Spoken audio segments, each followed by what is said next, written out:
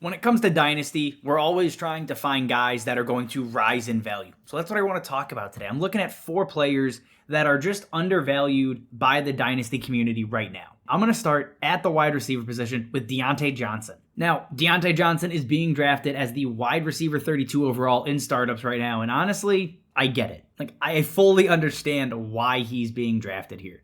He had a terrible 2022. Really capped off or highlighted by scoring 0 touchdowns. Everybody's pissed off. Everybody's disappointed. I get it. When you look at the underlying metrics, though, Diontae Johnson is still being profiled, or should profile, as a wide receiver 1, at least in an NFL offense. You're looking at a guy that puts up a 26% target share, a 32% air yard share, and he was top 10 in terms of red zone targets. So what does that mean, right? He's seeing targets down the field, he is seeing a ton of red zone targets, and he's seeing a lot of targets. That's what you want from any wide receiver. Kenny Pickett was objectively bad last season, so all of those metrics really didn't turn into a ton, but the fact that Diontae Johnson is still earning that type of target share alongside George Pickens, who a lot of people seem to crown, right, the wide receiver 1 in Pittsburgh already, pump the brakes. It's still, at least I believe, Diontae Johnson, because George Pickens is a very raw wide receiver. He is the guy that if he wasn't named Diontae Johnson would be going significantly higher in drafts, in startups,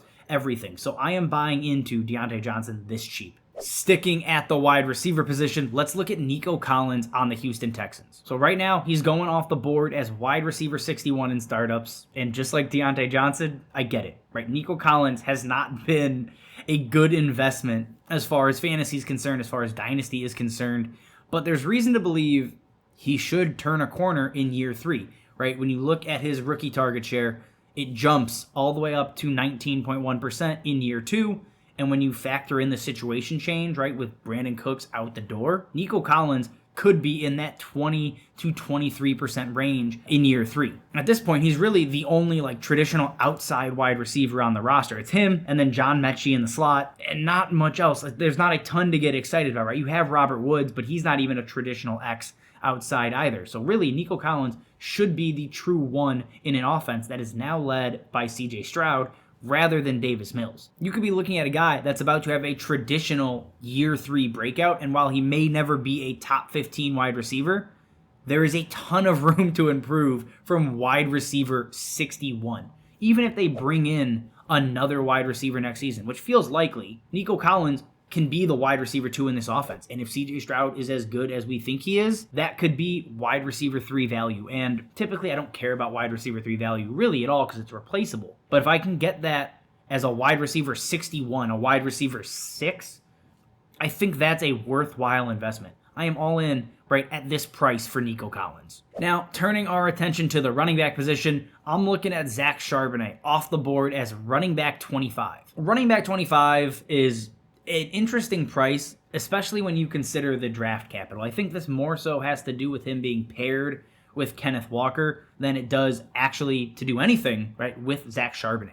When you look at running backs drafted in the second round, if we just look back to 2020, right, talking 9 guys that have been taken in the second round, only 2 of them have been drafted outside of the top 20 running backs in Dynasty startups, right, heading into their rookie season. The 2 guys would be James Cook and A.J. Dillon. Zach Charbonnet shouldn't fall into either of those buckets. He deserved to be a second-round running back. I don't think there's any question that he is a very talented player.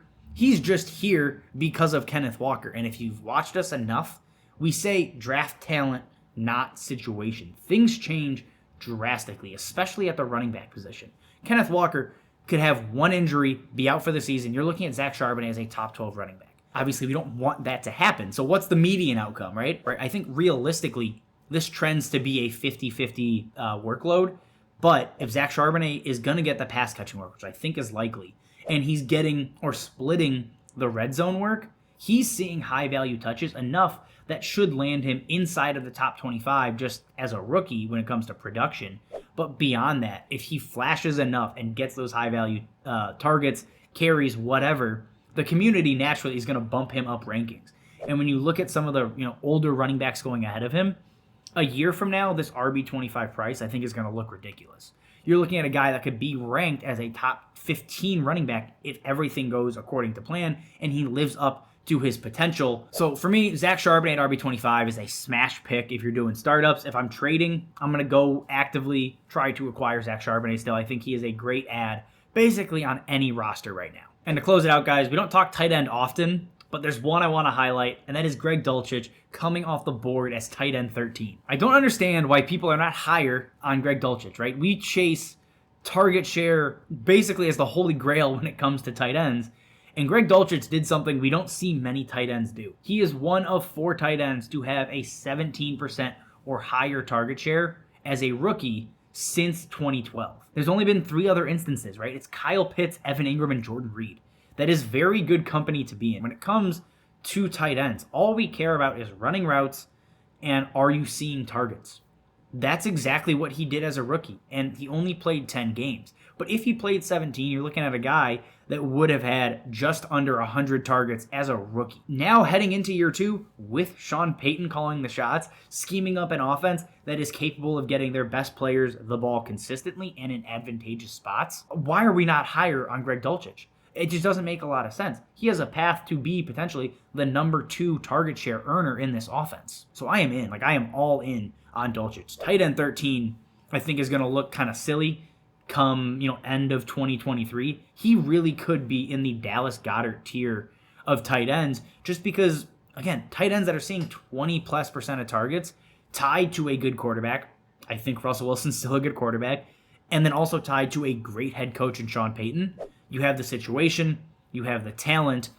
I don't get why people aren't more excited about Greg Dulcich right now. All right, guys, that is all I have for you. Again, if you have questions, you have comments, drop them down below. Also, check out the DLF YouTube membership, guys. You're going to get extra videos every single month, way more as we head into the season to prep you for not only redraft season, but dynasty season. That's what we're here for. That's the whole goal. So check it out, guys, the DLF YouTube membership. As always, thank you for watching, and we will see you next time.